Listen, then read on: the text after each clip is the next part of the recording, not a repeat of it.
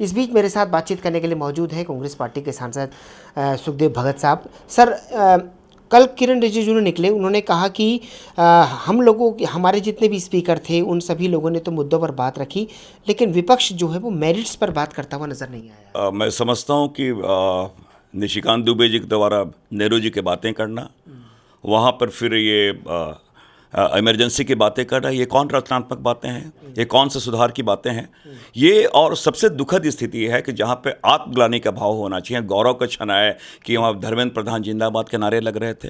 और अगर प्रियंका गांधी जी या राहुल गांधी जी ने जिन तथ्यों को रखा है वो तथ्य वाली बातें हैं, पूरे मीडिया की बातें हैं। अगर HRD मिनिस्टर के बारे में उन्होंने कुछ बातें की, वो कोई किसी के विचार नहीं है, उनके द्वारा व्यक्त किए शब्दों को उन्होंने उद्धृत किया है।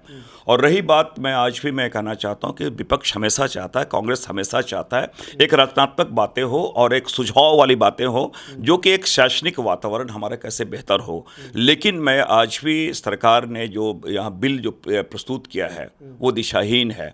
इन्होंने फास्ट ट्रैक की बात की, लेकिन जो ट्रैक है वो खुद अपने आप में दिशाहीन है। और उनके ना कोई टाइमलाइन दिया गया है, ना कैसे अपॉइंटमेंट होगा, उसके बारे में कोई बातें नहीं की गई है। इसलिए हम आज भी ये कहना चाहते हैं कि सरकार और जो आरोप लगा रही है, बेहतर ये होगा कि आरोप के जगह व आरोप प्रत्यारोप की जगह एक सकारात्मक सुझाव अगर प्रस्तुत करे तो ज़्यादा बेहतर होगा। प्रियांक खड़गे ने एक बात कही, उन्होंने कहा है कि RSS का रजिस्ट्रेशन होना चाहिए, वो बहुत ज़रूरी है।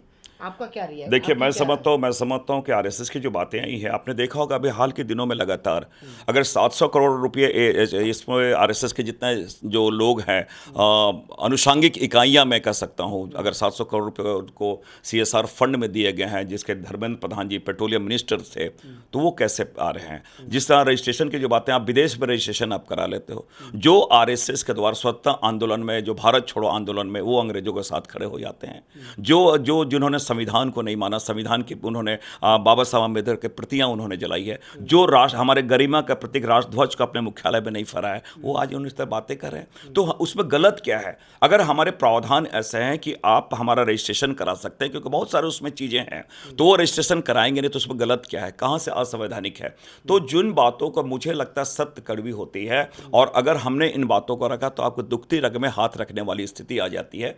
तो उसमें जो भी अगर हम इन बातों को रख, आप उसमें बचाव की मुद्रा में आक्रामक आप हो जाते हैं, और यही साबित करती है कि कहीं न कहीं आपके नीयत में खोट है या आप मन में चोर है। आखिरी सवाल, प्रियंका गांधी ने कल जो टास्क फोर्स बनी है उसके एक वैज्ञानिक को गौमूत्र विशेषज्ञ कहा, तो बीजेपी इसे अपमान बता रही है उनका एक तरीके। अगर गौमूत्र विशेषज्ञ होना अपमान है क्या? गौ माता की अगर हम बात करें, उन्होंने क्या कहा कि उसमें यह भी शामिल है। अगर अगर गौमूत्र के विशेषज्ञ हैं, तो क्या भारतीय जनता पार्टी गौमूत्र की, जहाँ तक वो धारण करने के बात करें, पीने की बात बहुत सारे उनके लोग करते हैं, तो गौमूत्र विशेषज्ञ होना क्या अपमान है? और उन्होंने उनका जिक्र किया, वो है, तो उसमें क्या दिक्कत की कहाँ बात है? इसीलिए मैंने कहा ना कि चोर के दाढ़ी में तिनके वाली बात हो रही है। चलिए, हमसे बातचीत करने के लिए बहुत बहुत शुक्रिया। कैमरा पर्सन मनोज कोहली के साथ ललित नारायण कांडपाल, टोटल न्यूज़, दिल्ली।